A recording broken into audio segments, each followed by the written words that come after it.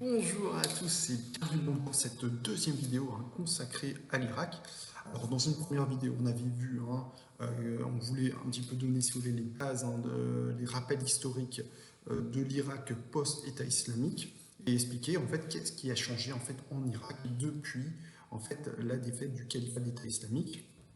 Et donc, on avait eu, pour résumer un petit peu la première vidéo, on avait vu que l'Irak est désormais un terrain où se côtoient à la fois troupes américaines et milices chiites, et que ce côtoiement pourrait déboucher sur un affrontement. Et dans cette deuxième vidéo, on va voir que non seulement donc, on a à la fois on a un troisième acteur qui pourrait intervenir, en l'occurrence Israël, qui pourrait être mêlé à certaines frappes qui ont eu lieu ces derniers jours. Comme vous voyez, j'emploie le conditionnel. Évidemment, cette information n'est absolument pas confirmée. Il s'agit de suppositions, mais qui semblent tout de même assez élaborées à ce stade. Et donc, c'est bien pour ça que j'ai voulu faire une vidéo pour quand même comprendre pourquoi Israël a-t-elle eu intérêt à intervenir en Irak et quelles pourraient être les conséquences en Irak même d'une telle intervention israélienne. Alors, tout aurait commencé en fait le 19 juillet dernier. Une explosion mystérieuse a donc eu lieu dans la province de Saleh-Eddin, dans l'est de l'Irak, sur la base d'Amirli, où une explosion de munitions des fameuses milices chiites Hacham al-Shabi a eu lieu. Et donc sur le moment, personne n'a compris exactement d'où venait cette explosion. Et donc le gouvernement irakien lui-même étant dans l'impossibilité de fournir une réponse. Une deuxième explosion a eu lieu cette fois-ci le 12 août dernier, cette fois-ci dans la banlieue de Bagdad, à Sadr City, le bastion du charismatique chef Moqtada al-Sadr, le fameux chef de la milice al-Sadr. D'ailleurs, le premier parti politique en Irak, faut-il le rappeler, suite aux élections éclatées de 2018.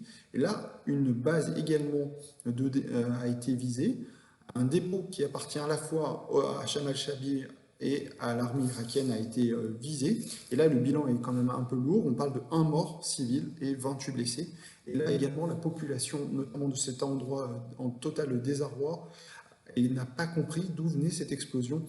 Et également, l'État irakien était dans l'impossibilité également d'affirmer.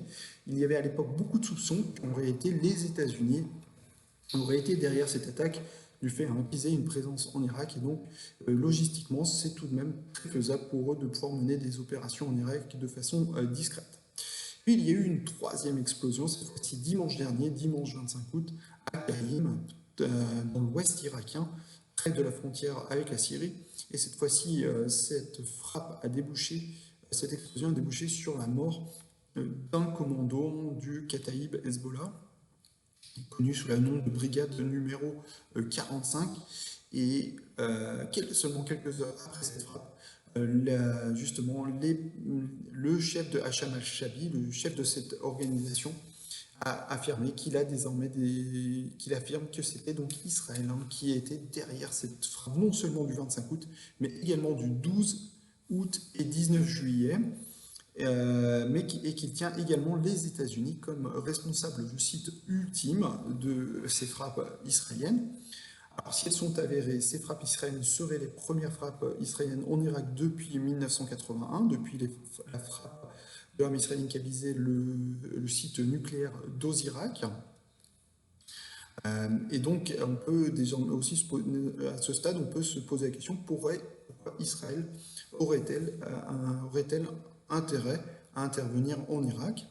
Alors, comme l'a dit le Premier ministre israélien, M. Netanyahou, Israël interviendra là où elle sent que ses intérêts sont menacés. Or, le fait qu'il y ait des milices plutôt liées à l'Iran, comme encore une fois le Hezbollah, qui est une des brigades de Hacham al-Shabi, fait que Israël sent que l'Irak pourrait menacer sa sécurité. En plus de ça, le premier israélien estime que l'Irak pourrait en fait entreposer des armes en provenance de l'Iran. L'Iran, en quelque sorte, utiliserait l'Irak de la même façon que la Syrie, c'est-à-dire comme une base arrière pour déposer des munitions, des armements. Et donc Israël est en réalité prêt à ouvrir en fait un nouveau front pour justement pour assurer sa sécurité selon le Premier ministre Netanyahou. Et donc ceci expliquerait en tout cas ces frappes qui auraient eu lieu ces derniers jours en Irak. Mais voici que ceci n'est pas sans conséquence évidemment en Irak même. Car outre la tension avec les États-Unis dans d'une partie de la société irakienne, pardon, il y a également désormais le fait que de voir qu'Israël également intervient de façon, euh, disons, sans représailles et de façon libre en Irak pose énormément de questions auprès de la population irakienne qui voit que leur pays n'a aucune, contrairement à l'époque de Saddam Hussein d'ailleurs, on peut dire, n'a désormais plus aucune souveraineté, n'est même pas capable, si vous voulez, d'abattre des drones qui violent la souveraineté irakienne et peuvent donc tuer délibérément toute personne qui le souhaite. Donc ceci met en porte-à-faux le gouvernement irakien avec notamment ses parlementaires et la population irakienne. D'ailleurs, les parlementaires irakiens demandent désormais le départ des troupes américaines d'Irak suite à ces incidents des dernières semaines, puisqu'ils estiment que sans peut-être les États-Unis auraient permis à Israël en fait de mener cette opération, même si on n'a aucune preuve à ce jour.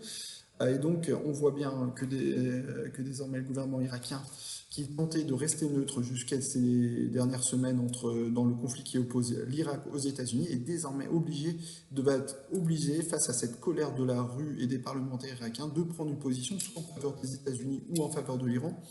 On va plutôt pencher pour la deuxième possibilité, plutôt en faveur de l'Iran, tant la rue irakienne est désormais très franchement anti-américaine depuis déjà de nombreuses années, voyant l'échec il faut bien le dire, suite à l'occupation américaine de la situation sécuritaire, comme on l'a dit, qui entre 2003 et, 2013, pendant 10 ans, les Irakiens ont vécu dans une insécurité qui ont reproché en partie aux Américains. En plus de cela, on peut estimer qu'une grande partie de la population irakienne est toujours nostalgique du régime de Saddam Hussein. Et donc, à partir de là, évidemment, beaucoup d'Irakiens vous blâment, si vous voulez, les Américains pour leur situation à la fois terrible socialement, économiquement et au niveau de la sécurité. Et donc, le gouvernement irakien pourrait, dans les prochains jours, franchir, si j'ose dire, le pas et se rallier plutôt à l'Iran et pousser et demander le départ des troupes américaines. Ceci pourrait être une des conséquences des frappes israéliennes, si tant est soit-elle, en Irak.